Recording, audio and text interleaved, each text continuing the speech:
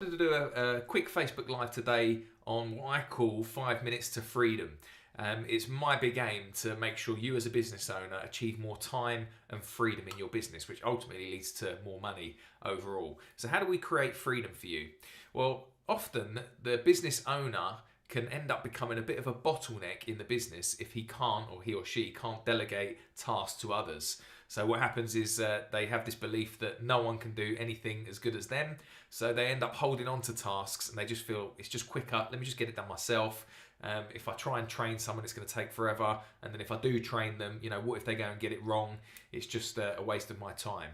So I just want to challenge that belief a little bit, because what will happen is as you try and scale your business, you're not going to be able to do that if you don't start handing things off and delegating. So what ends up happening is you just get burnt out, and you scale your business up and you've just got no time for yourself at all. It just gets worse and worse. So we've got to break this cycle of not delegating.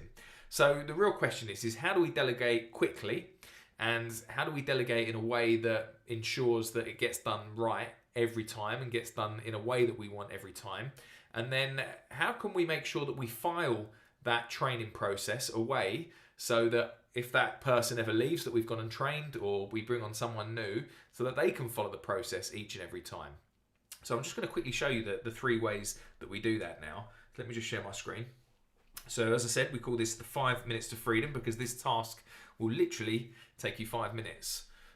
So we want to think about, first of all, tasks that you shouldn't be doing. So we've done an earlier video on this before where we started to think about what tasks should you be handing off. So like the £10 an hour tasks and the £25 an hour tasks. You shouldn't be doing those things if you want to be earning a significant amount as the business owner. So once we've identified those tasks, how do we hand them off to other people? So let's just pick, for example, a typical £10 an hour task.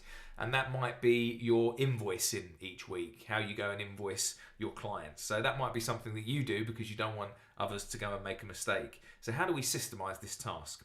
Well, let's just look at this first column here. All we're going to list out really quickly is what is the task that we want to systemize.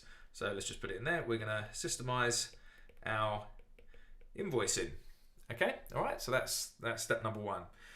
What we then want to do is let the person know why this matters. So we want to give them some context behind it, because if we give people context, we're not necessarily micromanaging them, but what we're then doing is showing them why it's important, and they can think for themselves and see the value in it. So why does it matter? Why does invoicing matter? Well, if we invoice on time, we can pay suppliers, and we can pay suppliers, and we can pay subcontractors. So that's a little bit of context for them. And we can pay, wages. So that's important. So they know that this is an important task, otherwise they're not going to get paid themselves, are they? Why else is it important? Well, it maintains good cash flow in the business. So they know that that's important. And maybe also it minimises the risk of a client defaulting. We don't want the client holding all the money, do we? Why would we take that risk? So we're giving a bit of context to the person, aren't we, first of all, that we're training on why this task matters. Then we want to think about, when do we want to do this? How often is this task going to be carried out? So it might be we invoice every Friday morning each week. Yeah, or whatever it is for you. Maybe it's a daily task that you do, or weekly, or bi-weekly. So that's just pretty straightforward. Now we want to talk about what is the process.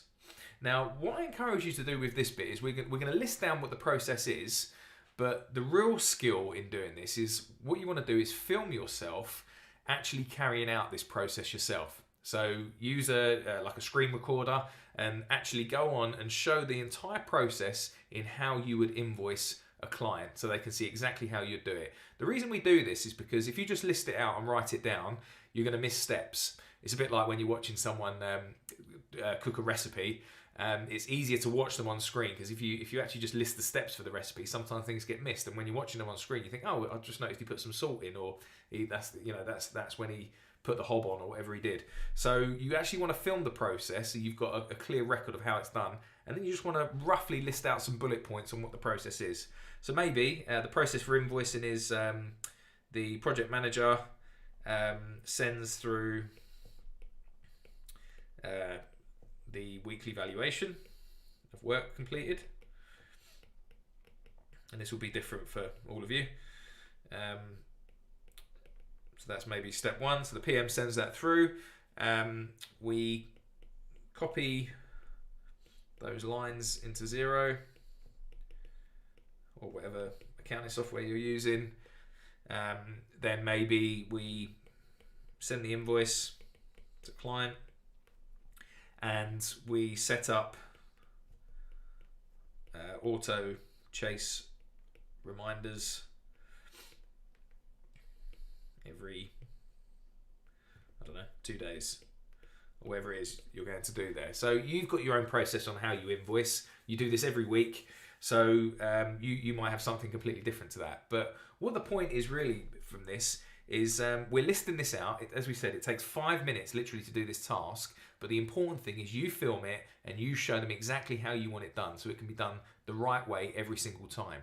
Now, we talked about one of the problems being, what if they take longer than you? Yeah, you might get an invoice done in half an hour. You might say it takes me half an hour to do an invoice.